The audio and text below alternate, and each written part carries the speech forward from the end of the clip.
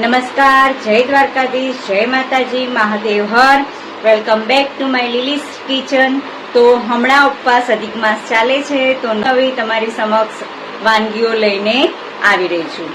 તો આજે હું બનાવી રહી છું સાબુદાણા વડા.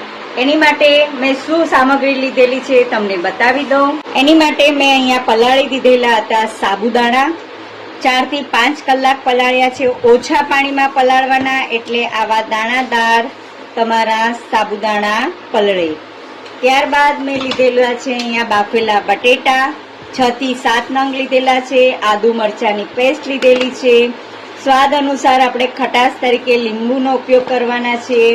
ત્યારબાદ એમાં કોથમીર પણ આપણે એડ કરવાના છે. તો હવે આપણે બનાવવાના છીએ સાબુદાણા વડા. આપણે બટેટાને આવી રીતે મિશ્ર કરી દેવાના છીએ, બહુ છૂંદવાના નથી. એની અંદર સાબુદાણા મારા ઓલરેડી આમાં પાણી નથી, એટલે હું આવી રીતે કરું છું. તમારામાં જો પાણી રહ્યું હોય તો ચાણાની અંદર તમારે પાણી કાઢી નાખવાનું થોડું.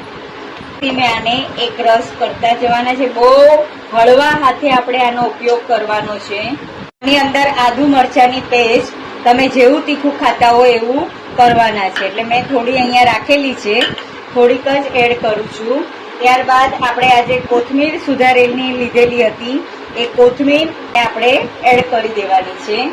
ત્યારબાદ થોડો એવો હું આની અંદર સિંગનો ભૂકો એડ કરું છું. આની અંદર હું થોડો 1 ચમચી સિંગનો ભૂકો એડ કરું છું. 1 થી 2 ચમચી, મારી પાસે વધારે છે એટલે હું થોડું વધારે એડ કરું છું. ત્યારબાદ સ્વાદ અનુસાર મીઠું, 1 ચમચી મેં મીઠું લીધું છે, વધારે ખારું ન થાય એની માટે. ત્યારબાદ મેં લીધેલો છે સ્વાદ અનુસાર સાકર લેવાની છે, અને અહીંયા મેં 1 લીંબુ લીધેલું છે, એના 2 ફાડા કરેલા છે. હવે આપણે લીંબુને નીચોવી નાખવાનું છે.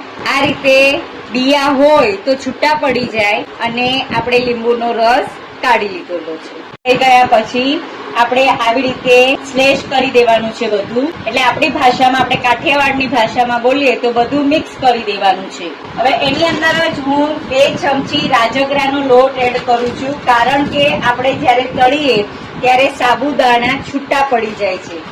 તો આ સાબુદાણા છૂટા ન પડે એટલા માટે થોડો મેં રાજગરાનો લોટ એડ કરી દીધો છે. જો તમારે લોટ એડ ન કરવો હોય તો તમે શું કરો છો, રગદોળી દેવાનું. આપણે વડા બનાવો પછી રાજગરાના અથવા આ લોટમાં રગદોળી દેવાનું છે. આપણું બધું થઈ ગયેલું છે. હવે આપણે આના વડા વાળવાના છીએ. થોડા ખાઈ શકીએ એવા, સાવ ભેંસના ડોળા જેવા નહીં, નાના.